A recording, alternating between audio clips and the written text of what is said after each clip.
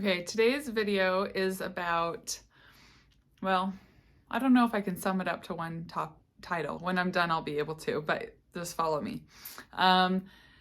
When you're in recovery and you've gained an amount of weight that you feel uncomfortable with, like any amount of weight gain, obviously when you're dealing with an eating disorder and you're in recovery is uncomfortable, but there's like that weight gain that you kind of already know has to happen because you've been suppressing your body weight, it's not your natural weight, and you have this kind of idea of like maybe where your body might get to, and then you're really solidly in recovery and you kind of pass that threshold, you pass that zone of where you thought you were supposed to be, and you're like, wait a second, hold on, what's going on, why am I still gaining? But you're really committed to recovering and you're going to keep going. But you kind of are faced with this, like, okay, now I actually have to deal with this. Like now I have to, if I want to keep going forward, I've got to figure out a way to be okay with this, to accept this. You don't have to love it, but I've got to kind of get myself to a place where I can say, okay, I can keep going.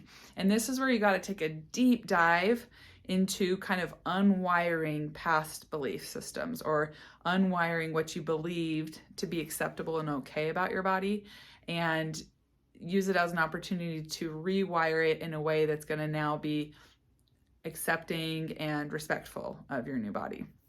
And one thing in my recovery that I had to, that really helped me actually, and I don't know how I thought to think this way, but I guess like I was desperate and trying any way of thinking that could help me feel better about what was going on with my body. And I remember asking myself, Becky, you have this huge fear of judgment, right? You've got this huge fear of judgment and gaining more weight. You're going to worry that people have thought that you've let go of yourself, and all these different things that I'm associating with negative about my body being bigger. And then I thought, what was it about me being smaller that kept me going? Like, what was it that I wanted to hold on for dear life about being in this smaller, fit, toned body? And I thought, people that walked away from me after talking to me almost always felt more insecure about their body, not more comfortable, not more confident, usually left feeling either like envious or how does she do that? How does she stay so disciplined in the gym every day? How does she eat so clean and so healthy? And people usually left me feeling less than, right? And all I ever got was praise about that, but never really was able to connect on a deep level with these people. And questions they would ask were always around like fitness and how I ate. And so in recovery, I kind of was able to peel that apart and be like, well, no wonder I'm so afraid to leave that, because that's what people know me as, right? And so I had to ask myself, why is it that I want to be in this body that makes other people feel less than okay around me? And it kind of dawned on me, like, what am I shooting for? What's my purpose here? Like, why am I doing that? I want to be somebody who's just average, who can just be around me and we can talk about like really interesting things and have deep conversations, and they can leave not even having a thought about their body when they're around me, and not a thought about my body when they're around me. And so if you're in that place where you're having to do like a lot of mental work to rewire that fear around weight gain, which you'll have to do if you want to get to a point where you're okay in your body, just ask yourself that question. What is it about being around people and having them envy you that you want so badly, right?